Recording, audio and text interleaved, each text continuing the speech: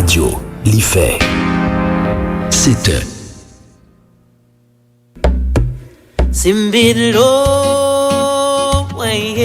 Bonjour, ici Malou Beauvoir sur Alter Radio.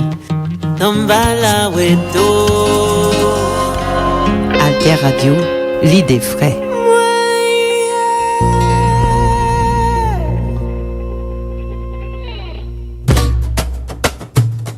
Alter Presse, Alter Radio, pour l'émergence d'une population bien informée. Faites un don pour Alter Presse, allez, faites un don pour Alter Radio.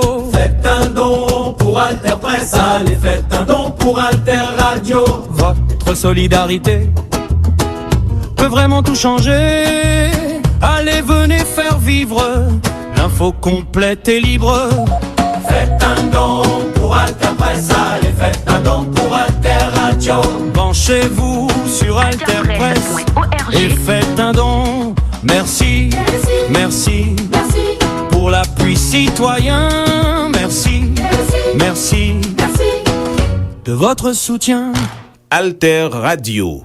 Bonjour, je suis avec Agnès Levallois, présidente de l'IREMO, et on va bien sûr parler de la situation au Proche-Orient, de l'Iran, du Liban, Israël-Palestine. Bonjour Agnès. Bonjour Pascal. Alors, on est aujourd'hui un peu, comme souvent d'ailleurs à la croisée des chemins, par rapport à la guerre que les États-Unis et Israël ont lancée contre l'Iran. Est-ce qu'on est vers la négociation ou au contraire vers le risque d'escalade ? Alors j'allais dire les deux, puisqu'il est extrêmement compliqué d'avoir une idée un peu précise lorsque l'on écoute les déclarations de Trump, qui un jour considère que les négociations sont sur le point d'aboutir, et le lendemain, il menace une fois encore d'anéantir la civilisation iranienne. Donc très difficile de voir ce qu'il en est. Ce qui est sûr, c'est que les Iraniens ont le sentiment de pouvoir jouer sur le temps, considérant que Trump, lui, est quand même beaucoup plus contraint par ce facteur temps, puisque la contestation, quand même, aux États-Unis monte, et en particulier dans son propre camp, contre les conséquences de cette guerre. Et donc les Iraniens ont le sentiment qu'ils peuvent jouer, eux, sur le temps, à la différence des Américains, et donc en essayant d'obtenir le maximum pour lancer une négociation et éviter que la guerre ne reparte. Mais il ne faut pas oublier que Trump peut, sur un coup de tête, décider que tout ça a trop duré et qu'il rebombarde à nouveau avec Israël. Justement pour gagner du temps lui aussi, pour dire qu'il peut obtenir ce qu'il n'a pas obtenu pour le moment. Voilà, parce que ce que l'on sait quand même, c'est que pour l'instant, il est difficile à Trump de dire qu'il a gagné cette guerre. Alors il ne l'a pas perdu, les Iraniens ne l'ont pas gagné pour autant, mais en tout cas, lui ne peut pas afficher une victoire telle qu'il pouvait. Par rapport aux ambitions initiales, c'est forcément un échec. Bien sûr. Et c'est vrai que c'est d'autant plus un échec, me semble-t-il, que la façon qu'il a eu de vendre cette guerre, eh bien, ça marche pas, et que vous savez que maintenant, il est quand même contraint par cette histoire de 2 mois de guerre qui oblige normalement à passer par un accord du Congrès. Et puis s'il dit que la guerre est finie, voilà, il n'a pas à aller devant le Congrès. Voilà. Et donc, il y a je pense, tous ces éléments, finalement, qui sont à prendre en compte dans l'équation. Mais disons que c'est quand même une suite de mensonges qui commence un peu à peser. Alors, tu reviens d'Oman, tu as fait une série de rencontres, de conférences. Est-ce que on est en train aussi d'assister, du fait de ces événements, à une recomposition géopolitique dans le Golfe arabo-persique ? Alors ça, c'est absolument évident. Et ce qui est très frappant quand on est à Oman, c'est de voir à quel point les Omanais sont furieux contre les Américains. Puisque je rappelle quand même qu'à 2 moments où les Omanais étaient très engagés dans une négociation entre les Iraniens et les Américains, que la négociation avançait de façon véritable, eh bien les Américains et les Israéliens décident de bombarder l'Iran, donc en ne tenant absolument pas compte de cette médiation menée. Aussi bien en juin 2025 qu'en février 2026. Voilà, exactement. Et en février 2026, les Omanais disent que vraiment ils avaient obtenu beaucoup des Iraniens, ils étaient extrêmement confiants dans la capacité à éviter la guerre. Et le fait que dans leur dos, les Israéliens et les Américains lancent l'opération, évidemment, ça ne passe pas du tout. Et le sentiment anti-américain qui existe dans la région est en train de se développer de façon absolument considérable. Et je pense que pour Washington, ça va être extrêmement compliqué après la guerre de retrouver une certaine crédibilité de par cette façon de se comporter. Et alors, les Omanais sont en première ligne, mais d'autres pays de la région considèrent que là, les Américains vont beaucoup trop loin parce qu'il met en cause leur existence même, puisqu'en réaction au bombardement israélo-américain, il y a eu des ripostes iraniennes. Alors là, en parlant de recomposition, il faut tout de suite faire une distinction qui est une distinction de taille entre, on le savait déjà avant le lancement de la guerre contre l'Iran, il y avait des tensions fortes entre l'Arabie Saoudite et les Émirats Arabes Unis. Lorsque la guerre a été déclenchée, on a eu le sentiment que ces différends étaient mis de côté face à l'offensive israélo-américaine. Or, on voit réapparaître de façon très claire cette rivalité et cette tension entre Abu Dhabi et Riyad. Abu Dhabi qui assume clairement d'avoir rejoint le camp israélo-américain au détriment du camp plus arabe, si je puis dire, et l'Arabie Saoudite qui, elle, était contre cette guerre. Elle l'avait toujours dit avant le déclenchement de la guerre. Et donc les Saoudiens en veulent à Trump d'avoir lancé cette guerre alors qu'il n'avait cessé de dire à Trump « Attention, si vous y allez, ça va être sûrement beaucoup plus compliqué que ce à quoi vous vous attendez ». Et c'est ce qui se passe, 2 mois après, la guerre est toujours là, enfin ni guerre ni paix, mais rien n'est réglé, que eux, leurs infrastructures énergétiques des pays du Golfe, globalement, ont été touchées, et donc mettant à mal tout leur développement économique, tout leur projet économique, et toute l'image qu'ils projetaient sur la scène régionale et internationale, se présentant comme étant des interlocuteurs fiables, sérieux, avec lesquels les investisseurs pouvaient travailler. Et donc cette rupture que l'on voit aujourd'hui entre Riyad et Abu Dhabi est une rupture qui, à mon avis, va évidemment avoir des traces et des conséquences ensuite. Et ce que les Omanais disent également, c'est que comment le Conseil de coopération du Golfe, qui est cette institution créée en 1981, justement en réaction à l'émergence de la République islamique et la guerre Irak-Iran, qui est composée donc de l'Arabie Saoudite, des Émirats Arabes Unis, du Koweït, Qatar, Bahreïn et le Sultanat d'Oman. Comment ce Conseil de coopération du Golfe va-t-il pouvoir redémarrer après cette guerre avec cette tension très forte entre Riyad et Abu Dhabi?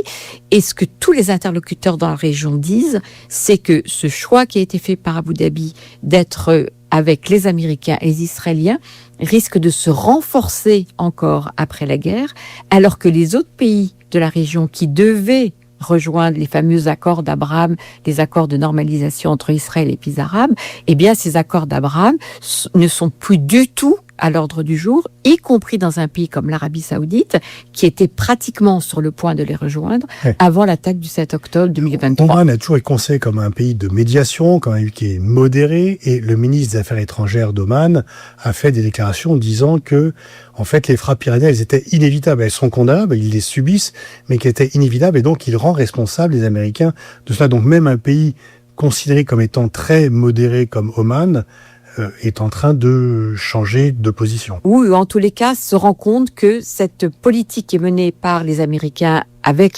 évidemment le soutien et poussé parfois par les Israéliens, conduit finalement à une catastrophe. Et moi, ce que j'entends dans la région, et j'étais en Arabie Saoudite début février, ce que disent les interlocuteurs dans le Golfe, c'est que jusqu'à très récemment, l'acteur qui était considéré comme l'acteur du chaos au Moyen-Orient, c'était l'Iran. Et aujourd'hui, ils disent tous que l'agent du chaos au Moyen-Orient, c'est Israël. Et ça, c'est quand même un changement absolument majeur dans ces recompositions qui sont en train de se mettre en place, où Israël pensait pouvoir jouer un rôle dominant au Moyen-Orient. Eh bien, on voit bien que ce rôle est contesté par les pays qui pouvaient et qui étaient pas loin de rejoindre en se disant que voilà, la situation avait évolué et qu'il fallait tenir compte et que cette stratégie américano-israélienne de normalisation était peut-être la bonne pour la stabilité de la région. Aujourd'hui, Israël est considéré comme celui qui empêche toute stabilité dans la région. Et les États-Unis comme étant celui qui suit Israël. Alors, toute la discussion aujourd'hui, c'est là qui, effectivement, le sentiment partagé, c'est que de toute façon, Israël, effectivement, est à la manœuvre, pousse complètement Trump, ou sait comment s'adresser à Trump pour que Trump aille dans le sens des intérêts des Israéliens. Et effectivement, ça marche très, très, très bien. Et avec une idée, alors là, que l'on peut interroger, à savoir, est-ce que les Israéliens aujourd'hui, si les Américains ne veulent pas reprendre la guerre, est-ce que les Israéliens vont exercer des pressions sur les Américains pour que la guerre reparte? Ou au contraire, les Israéliens estiment qu'ils ont obtenu suffisamment de leurs objectifs, à savoir un programme nucléaire qui est quand même reporté pour de nombreuses années, mais pour mieux négocier en échange une totale liberté de manœuvre au Liban et vis-à-vis des Palestiniens. On va revenir sur le Liban, mais arrêtons-nous un instant sur cette brouille entre l'Arabie Saoudite et les Émirats Arabes Unis. Mohamed Ben Zayed, le leader des Émirats Arabes Unis, était longtemps le parrain de MBS. Il n'a pas voulu assister au Conseil du Golfe, il a quitté l'OPEP, et donc on a l'impression que les Saoudiens se disent l'Iran restera sur place, et donc il faudra qu'un jour ou l'autre on ait un accord avec l'Iran, alors que les Émirats sont plutôt sur une ligne israélienne, il vaut mieux détruire l'Iran. Oui, là, des discussions que je peux avoir avec des Émiriens, moi ce qui me frappe, c'est qu'ils disent de toute façon, on n'a jamais véritablement confiance aux Iraniens, et maintenant c'est fini, il n'est pas pensable de conclure un quelconque accord avec les Iraniens. Alors que les Saoudiens aujourd'hui disent toujours, il faudra qu'on arrive à un accord avec les Iraniens, et ils reparlent du rapprochement qui avait été opéré en mars 2023. Sous l'égide de la Chine. Sous l'égide de la Chine, alors qui a été mis entre parenthèses après des événements du 7 octobre. Mais pour les Saoudiens, la question de la négociation avec l'Iran reste tout à fait sur la table et est une option qui est absolument évidente. Alors que pour les Émirats, ça n'est pas le cas. Or, et il faut quand même le rappeler, beaucoup d'Iraniens vivent dans les Émirats et à Dubaï en particulier, que les banques de Dubaï ont l'argent des Iraniens et que toute une partie des sanctions contre l'Iran sont quand même contournées par la complicité des Dubaïotes. Donc là, il y a quand même une situation qui est pour le moins surprenante, et je ne sais pas très bien comment les Émiriens vont gérer aussi ce paradoxe, qui est un paradoxe quand même absolument énorme. Alors tu l'as dit, pendant la guerre d'Iran, on parle moins du Liban, parce que quand même Israël occupe une partie non négligeable, 6% du territoire libanais, un quart ou un cinquième de la population a pu fuir, et on a l'impression qu'on assiste à cela en disant qu'on n'y peut pas grand-chose. C'est que c'est quand même une guerre réelle que Israël a lancée contre le Liban. Et en fait, on semble impuissant à tout cela. Oui, parce que ce qui est terrible dans cette guerre qui est lancée contre le Liban, c'est toujours le même argument qui est avancé par Israël, selon lequel le Hezbollah dispose toujours d'armements, que le gouvernement libanais n'a pas fait le nécessaire pour désarmer le Hezbollah. Et le cessez-le-feu n'a pas non plus été respecté par Israël. Il a été violé par le Hezbollah, mais également par Israël. Pendant tout le temps du cessez-le-feu, c'est comme le Hezbollah n'a lancé aucune roquette contre Israël, alors qu'Israël a tous les jours bombardé, et avec plusieurs morts quand même régulièrement côté libanais. En même temps, Israël, en continuant à bombarder le Liban pendant le cessez-le-feu, a fait évidemment le jeu du Hezbollah contre le gouvernement libanais. Puisque moi, c'est ce qu'on dit des responsables libanais. Si Israël avait véritablement respecté ce cessez-le-feu, le gouvernement libanais avait des arguments à faire valoir auprès du Hezbollah pour obtenir son désarmement complet. À partir du moment où Israël continue à bombarder, le Hezbollah avait beau jeu d'aller voir l'armée libanaise ou les responsables politiques en disant « Vous êtes bien gentils, vous voulez qu'on désarme, mais regardez, Israël nous bombarde toute la journée alors que nous respectons le cessez-le-feu. » Donc, on voit bien la stratégie claire pour moi d'Israël, qui était de toute façon de ne pas obtenir le désarmement de Hezbollah pour pouvoir justifier de continuer à bombarder quand il veut, comme il veut. Et que ça, c'est quand même la donnée, l'enseignement que l'on tire de la situation depuis le 7 octobre, c'est que Israël considère qu'il peut absolument faire ce qu'il veut, quand il veut, comme il veut, vis-à-vis de tous ses voisins, donc Liban, Palestiniens évidemment en premier chef, Liban et Syrie. Regardez quand même, il n'y a pas très longtemps, Netanyahou... L'extension de la prise territoriale israélienne en Syrie. Et Netanyahou est allé quand même voir ses troupes basées en territoire syrien, ce qui est quand même une aberration. On est dans une violation totale de la souveraineté des pays voisins. Donc aujourd'hui, le seul qui peut calmer le jeu, évidemment, c'est Trump. Alors on a vu un jour, Trump a pris son téléphone, a dit à Netanyahou, faut arrêter de bombarder le Liban. Et du coup, ils ont commencé à négocier. De bombarder massivement. Massivement. Mais finalement, entre-temps, Trump s'intéresse à autre chose, qui reparle maintenant d'envahir Cuba, parce qu'en Iran, ça va peut-être pas assez vite. Et donc pendant ce temps-là, Netanyahou fait absolument ce qu'il veut au Liban. Alter Radio. Et donc il peut aussi obtenir, et les Américains épousent, un sommet avec le président Aoun, ce qui serait quand même un succès diplomatique obtenu par la guerre. Oui, mais les Libanais ne peuvent pas l'accepter, cela. Et là, c'est absolument impensable dans le contexte actuel, même si la pression de Trump est très forte sur Joseph Aoun, le président libanais. Celui-ci, l'équation elle est très simple au Liban. Aujourd'hui, si Joseph Aoun estime que la seule solution pour lui, c'est d'aller à ce sommet à Washington, on peut pratiquement être sûr d'une reprise de la guerre civile au Liban. Parce que là, ce serait un geste qui serait considéré par une partie de la population libanaise comme vraiment absolument inacceptable. Et pas seulement par les chiites ? Pas simplement par les chiites, mais avec le sentiment quand même que si un cessez-le-feu effectif n'est pas mis en œuvre, on ne peut pas accepter d'aller serrer la main de Netanyahou. Donc, les autorités libanaises ne sont pas contre la négociation, parce qu'elles se rendent bien compte que de toute façon, que peut faire le Liban face à Israël, soutenu par les États-Unis aujourd'hui ? Rien, la marge de manœuvre est nulle. Vous l'avez rappelé, plus de 1 million de déplacés libanais, sur une population de 5 millions d'habitants. Qu'est-ce qu'ils vont devenir, ces déplacés ? Donc, il y a un moment, il faut retrouver une solution. Militairement, le Hezbollah et l'armée libanaise n'ont pas les moyens de combattre contre Israël. Donc, c'est un état de fait qu'il faut prendre en considération.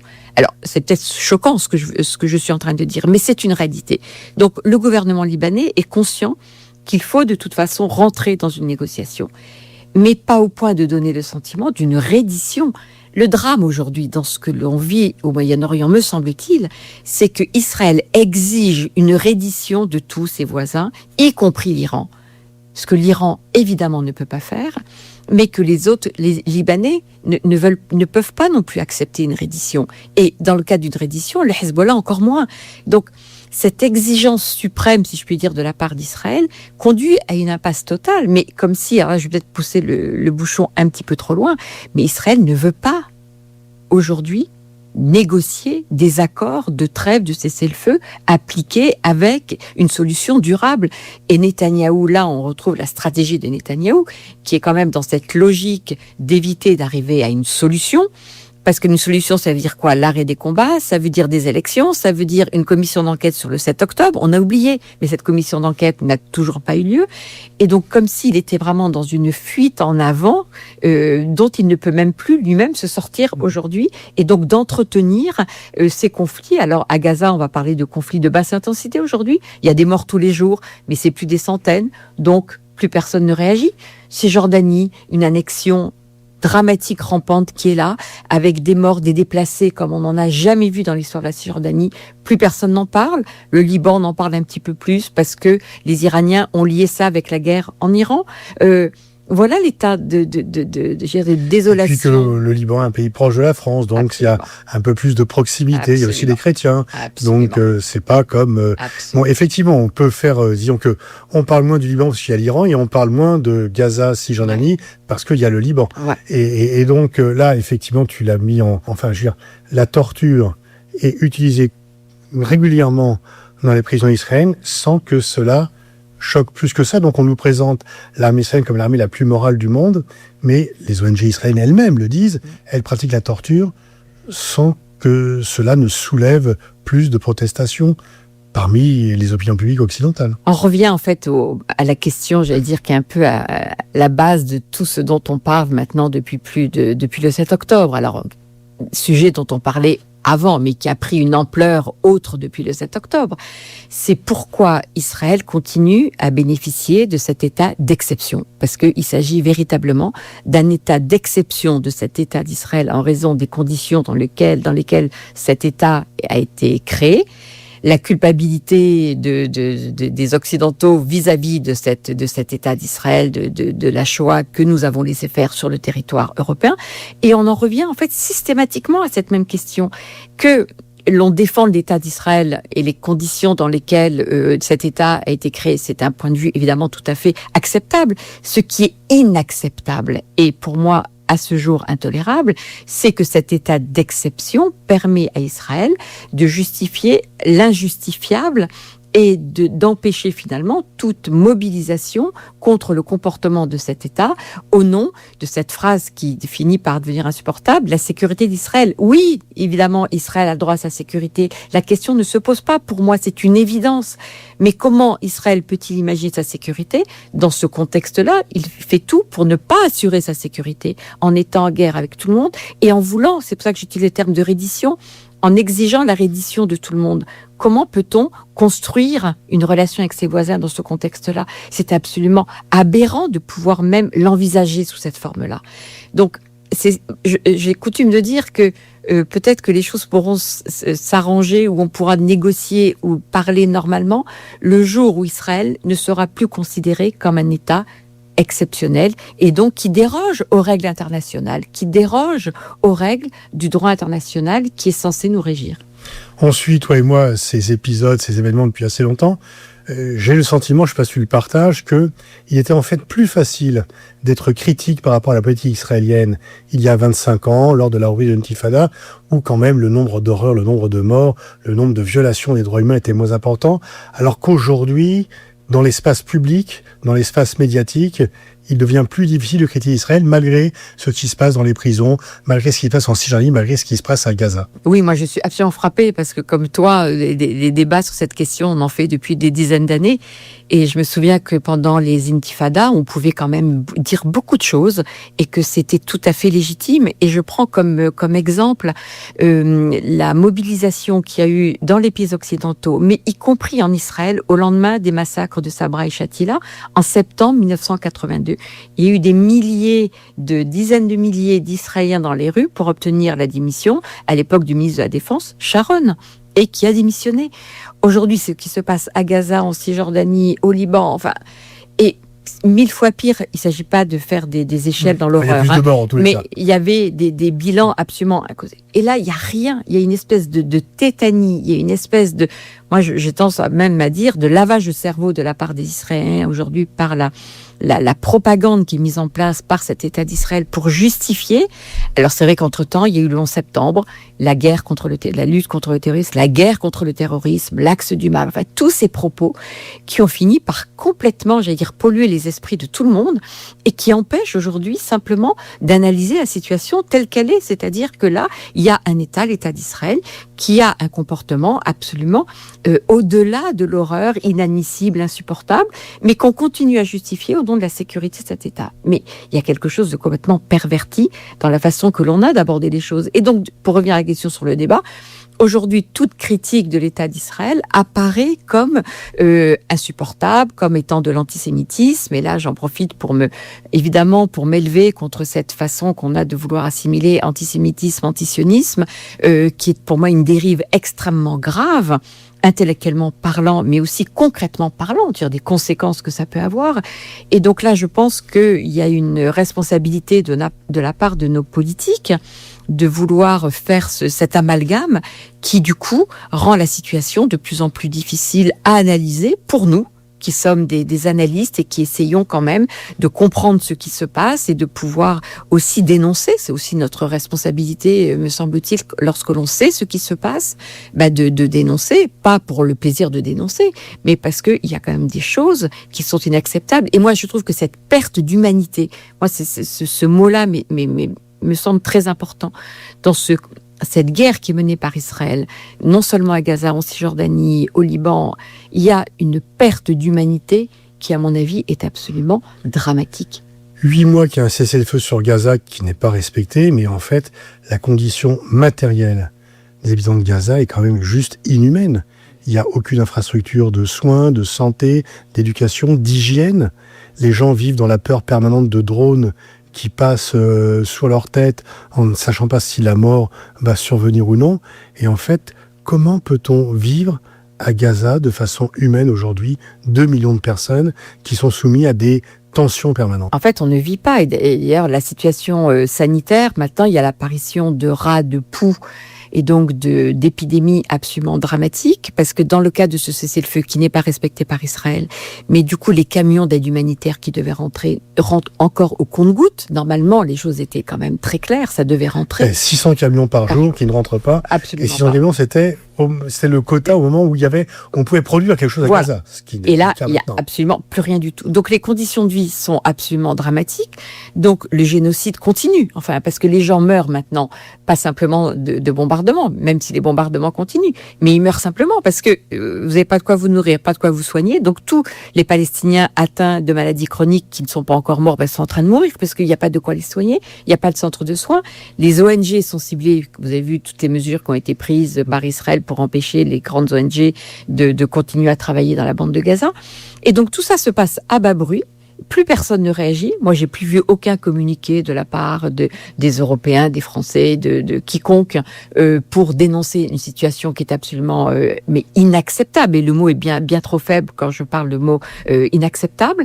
Et donc Israël qui continue avec l'idée de toute façon qui consiste à dire on rend la vie effectivement encore plus inacceptable ou invivable, et donc soit les Palestiniens meurent, soit ils vont finir par tout faire pour partir, parce que de toute façon, il n'y a aucun avenir possible et imaginable. C'est un nettoyage ethnique à bas bruit. Absolument. Et ce journaliste palestinien Rami Abou Jamous, qui renseigne avec cette chronique qui est publiée par Orient 21 régulièrement, dit une chose terrible. Il dit aussi que Israël aujourd'hui est en train de provoquer le chaos en soutenant des milices palestiniennes qui, du coup, avec l'objectif de décrédibiliser l'armée palestinienne de la bande de Gaza, qui essaye de faire ce travail, qui essaye de remettre un petit peu d'ordre dans la gestion de la vie publique, pour que finalement et Israël bombarde délibérément les policiers palestiniens de la bande de Gaza, pour éviter que ce minimum de vie reprenne, laissant le champ libre aux milices que Israël soutient, pour provoquer un chaos.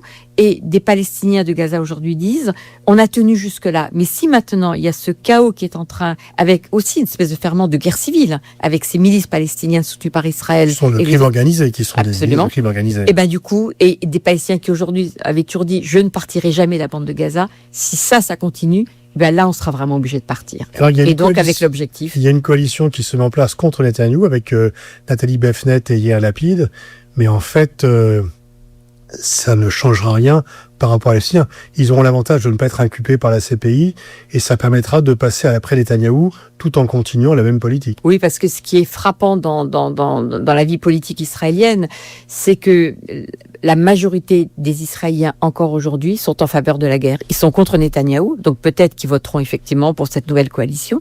Mais quand on voit les propos de Bennett, quand même, c'est pas non plus des propos très favorables et pacifistes, c'est moi qu'on puisse dire, et que la majorité de la population israélienne est encore en faveur de la guerre, considérant que de toute façon, tant qu'il restera un membre du Hamas, donc pour eux finalement un Gazaoui, il faut continuer la guerre. Donc on n'en sortira pas. Ça sera plus présentable parce que les propos sont peut-être moins radicaux que ceux de Smotrich et Ben-Gvir, mais et que Lapid effectivement a des propos moins terribles que ceux utilisés par l'extrême droite. Mais sur le fond de la réalité, de ce que ça veut dire pour les Palestiniens, c'est un ravalement de façade qu'un changement de structure. Pour moi, je crains qu'on soit beaucoup plus là-dedans, et c'est même pas sûr encore que cette coalition même l'emporte. Merci Agnès, un constat sombre mais lucide. Il vaut mieux savoir où on va afin de mieux comprendre la situation. Merci à toi. Alter Radio, l'idée fraîche. Alter Radio, l'autre idée de la radio. Alter Radio 106.1 FM. L'autre idée de la radio. Alter Radio, l'idée fraîche.